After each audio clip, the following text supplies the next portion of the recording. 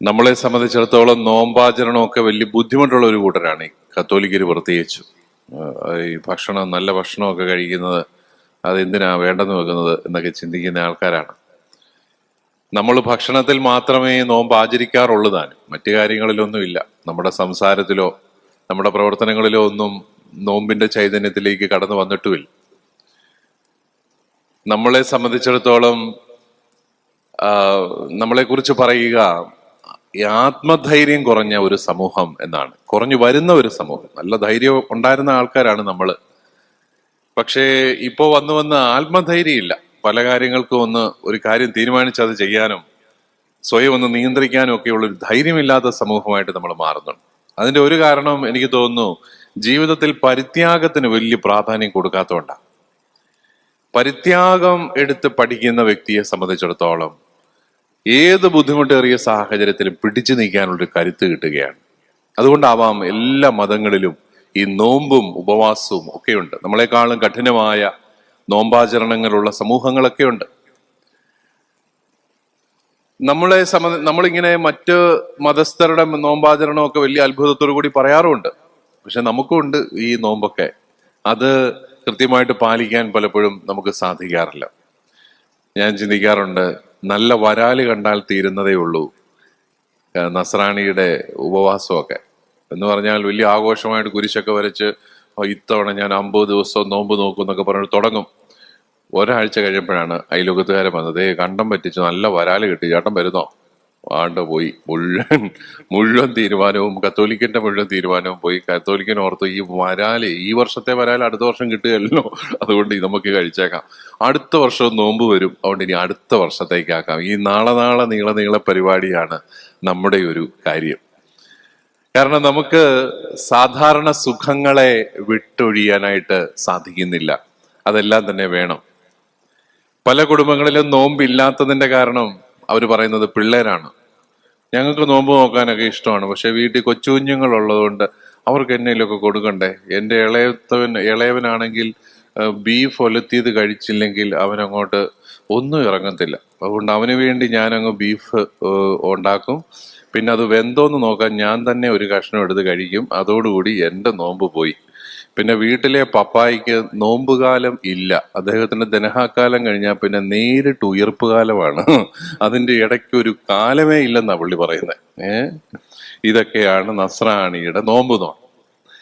അതുകൊണ്ട് ഞാൻ പലപ്പോഴും കുഞ്ഞുങ്ങളോട് പറയാറുണ്ട്, മക്കളെ നിങ്ങൾ നോമ്പ് നോക്കണം. നിങ്ങൾ നോമ്പ് നോക്കിയാൽ കഴിഞ്ഞാൽ പിന്നെ നിങ്ങളുടെ കാര്യം പറഞ്ഞ് മുതിർന്നവര് നോമ്പ് ആചരിക്കാതിരിക്കത്തില്ലല്ലോ. പണ്ട് പള്ളിയിലൊക്കെ ഇരുത്തുമ്പോൾ പിള്ളേരെ എല്ലാം ചട്ടം കെട്ടുമായിരുന്നു. പിള്ളേരൊക്കെ സമ്മതിക്കും, അതുങ്ങൾക്ക് വലിയ ഇഷ്ടമാണ് നോമ്പൊക്കെ നോക്കാം. 50 ദിവസം എന്ന് പറഞ്ഞാൽ അവർ 50 ദിവസം നോമ്പ് നോക്കിയിരിക്കും. എന്ന് മാത്രമല്ല, മാതാപിതാക്കളെ കൊണ്ട് അവരെ കൊണ്ട് ഇവർ നോമ്പ് നോക്കിക്കും എന്നുള്ളതാണ് അവരെ പറഞ്ഞ് ബോധ്യപ്പെടുത്തിയാലുള്ള ഒരു ഗുണം. ഏതായാലും നമുക്ക് ഈ കഠിനമായ നോമ്പിന്റെ നാളുകൾ അത് നമുക്കൊരിക്കലും ഒരു നഷ്ടമല്ല. എല്ലാ തരത്തിലും നമുക്ക് നേട്ടമാണ്. ശാരീരികമായിട്ട് നേട്ടമാണ്. നമ്മുടെ ഈ അമിതമായ കൊഴുപ്പും എല്ലാം ഒന്ന് മാറിക്കിട്ടും. രണ്ടാമത് മാനസികമായിട്ട് നമുക്ക് നല്ല ആത്മധൈര്യം കിട്ടും. അതുപോലെ മൂന്നാമതായിട്ട് ആത്മീയമായ ഒരു ഉണർവ് കിട്ടും. കാരണം അനുതാപത്തിന്റെയും പ്രായശ്ചിത്തത്തിന്റെയും ഒക്കെ ഒരു കാലഘട്ടം കൂടിയാണിത്. നമ്മള് പലപ്പോഴും ചില ഭക്ഷണ പദാർത്ഥങ്ങൾ ഉപേക്ഷിച്ചാൽ നമുക്ക് ആകപ്പാട് ദുരിതമാണ് എന്നുള്ള രീതിയിലൊക്കെ പറയുകയും കേൾക്കുകയൊക്കെ ചെയ്യാറുണ്ട്. ഇതൊക്കെ ചില ഭക്ഷണ പദാർത്ഥങ്ങൾ ഇല്ലെങ്കിൽ നമുക്ക് നമ്മുടെ ആരോഗ്യം ശരിയാകത്തില്ല. നമ്മൾ കണ്ടിട്ടുള്ള ഏറ്റവും വണ്ണമുള്ള മൃഗം ആനയാണ്. ആന തിന്നുന്നത് ഓലയാണ് കേട്ടോ, പച്ചക്കറിയാണ്.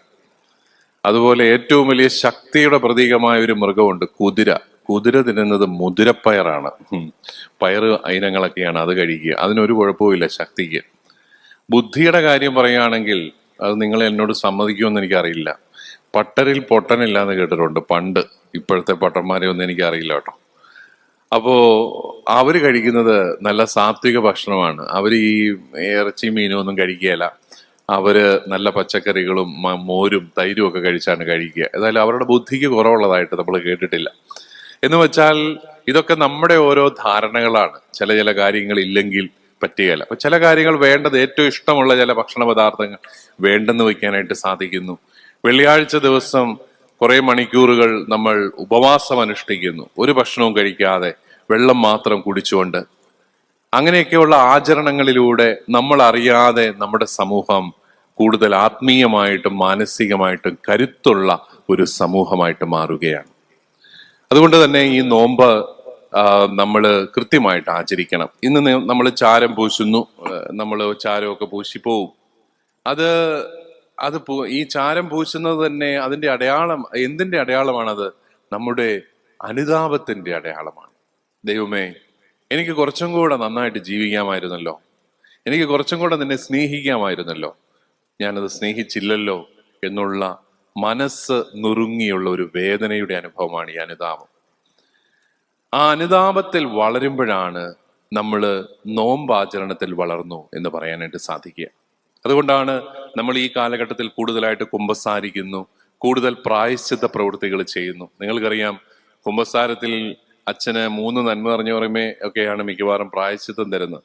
3 നന്മ നിറഞ്ഞ പറയുമേ തീരുന്ന പ്രശ്നങ്ങളൊന്നുമല്ല നമ്മൾ ഒപ്പിച്ചിരിക്കുന്നത് നമുക്കറിയാം. എന്ന് വെച്ചാൽ ജീവിതകാലം മുഴുവൻ പ്രായശ്ചിത്തത്തിന്റെ ഒരു ജീവിതമായിട്ട് നമ്മൾ നയിക്കേണ്ടതാണ്. നമ്മൾ ചെയ്യുന്ന പാപങ്ങൾക്ക് പ്രായശ്ചിത്തം ചെയ്യുക. ഇഷ്ടമുള്ള ഒരു ഭക്ഷണ പദാർത്ഥം ഉപേക്ഷിക്കുന്നതും ഈ പ്രായശ്ചിത്തത്തിന്റെ അടയാളമായിട്ടാണ്. 30 ദിവസം അനുതാപത്തിന്റെയും പ്രായശ്ചിത്തത്തിന്റെയും അരൂപിയിൽ ജീവിക്കാനായിട്ട് സാധിക്കുക.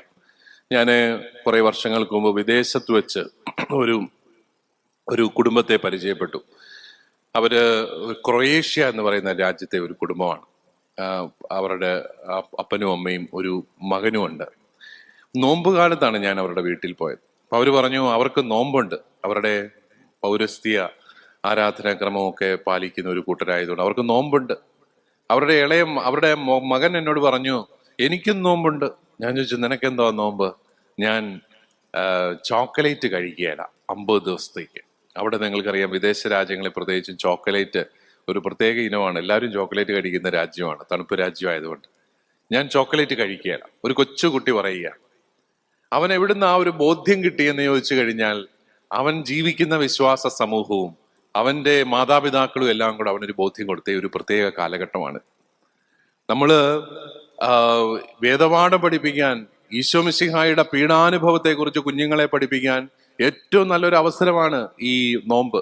വീട്ടിൽ ഉപവാസം അനുഷ്ഠിക്കുമ്പോൾ ചില ഭക്ഷണ പദാർത്ഥങ്ങൾ ഇല്ലാത്തപ്പോൾ പിള്ളേര് ചോദിക്കും നിങ്ങളോട്, മമ്മി എന്താ ഇന്ന് മീൻ വാങ്ങാത്തത് അല്ലെങ്കിൽ ഇറച്ചി വാങ്ങാത്തതെന്ന് ചോദിക്കുമ്പോൾ നിങ്ങൾക്ക് പറഞ്ഞു കൊടുക്കാം, മോനെ നമ്മൾ ജീവിതകാലം മുഴുവൻ ഇറച്ചി മേടിക്കാതിരിക്കത്തില്ല, 50 ദിവസമേ ഉള്ളൂ. ഈ 50 ദിവസം എന്തിനാണ് നമ്മൾ ആചരിക്കുന്നത്? നമുക്ക് വേണ്ടി പീഡകൾ സഹിച്ച് മരിച്ച് ഉത്ഥാനം ചെയ്ത ഈശോയുടെ പീഡാനുഭവങ്ങളിൽ നമ്മളും പങ്കുചേരുകയാണ്. നമ്മുടെ ചെറിയ ത്യാഗപ്രവൃത്തികളിലൂടെ നമ്മൾ പങ്കുചേരുകയാണ്. ഈ കുഞ്ഞ് 1-ാം ക്ലാസ്സിൽ വേദപാഠത്തിലിരിക്കുമ്പോൾ ഈശോ പീഡകൾ സഹിച്ച് മരിച്ച് ഉത്ഥാനം ചെയ്ത് നമ്മളെ രക്ഷിച്ചു എന്ന് പറഞ്ഞാൽ കൊച്ചു തലകുലുക്കി സമ്മതിക്കും. കാരണം അവനത് ജീവിതത്തിൽ ഓരോ വർഷവും പ്രത്യേകമായിട്ട് ആചരിക്കുന്ന കാര്യമാണത്. അതുകൊണ്ട് വിശ്വാസം പഠിപ്പിക്കാനും വിശ്വാസം പകർന്നു കൊടുക്കുവാനുമുള്ള നല്ല ഒരു അവസരമായിട്ട് നമ്മൾ ഇതിനെ കാണണം. അതോടൊപ്പം പ്രിയപ്പെട്ടവരെ, സഹോദരങ്ങളെ പ്രത്യേകമായിട്ട് സ്നേഹിക്കാനുമുള്ള ഒരു അവസരമാണിത്. എന്ന് വെച്ചാല് കാരുണ്യ പ്രവർത്തനങ്ങളിലൂടെ നമ്മൾ ഉപവാസം അനുഷ്ഠിച്ചു എന്ന് പറഞ്ഞതുകൊണ്ട് ആർക്കും വലിയ പ്രയോജനമൊന്നും ഉണ്ടാകുന്നില്ല. നമ്മൾ ഉപവാസം അനുഷ്ഠിക്കുന്നു, അതിലൂടെ നമ്മൾ മിച്ചം വയ്ക്കുന്ന ഒരു തുകയുണ്ട്, അത് നമ്മൾ കാരുണ്യ പ്രവർത്തനങ്ങൾക്കായിട്ട് കൊടുക്കുകയാണ്. കൂടുതലായിട്ട് കാരുണ്യ പ്രവർത്തനങ്ങൾ ചെയ്യുന്ന ഒരു കാലഘട്ടം കൂടിയാണിത്. കണക്ക് പറയാതെ കാരുണ്യ പ്രവർത്തനം നടത്തുന്ന ഒരു സമയം. അതുകൊണ്ട് നമുക്ക് ഈ നോമ്പുകാലം ഈ 3 കാര്യങ്ങൾ പ്രത്യേകമായിട്ട് ഓർക്കാം. 1, അനുതാപത്തിന്റെയും പ്രായശ്ചിത്തത്തിന്റെയും കാലഘട്ടമാണിത്. 2, വിശ്വാസം പഠിപ്പിക്കാനും വിശ്വാസം ജീവിക്കാനുമുള്ള കാലഘട്ടമാണിത്. 3, കാരുണ്യ പ്രവർത്തനങ്ങളിലൂടെ സഹോദരനെ കൂടുതൽ സ്നേഹിക്കാനുള്ള ഒരു കാലഘട്ടമാണിത്. നിങ്ങൾക്കെല്ലാവർക്കും ഒത്തിരി പുണ്യങ്ങൾ നിറഞ്ഞ നോമ്പുകാലം ആശംസിക്കുന്നു. നിങ്ങളുടെ എല്ലാവരുടെയും കുടുംബങ്ങളെ ദൈവം സമൃദ്ധമായി അനുഗ്രഹിക്കട്ടെ.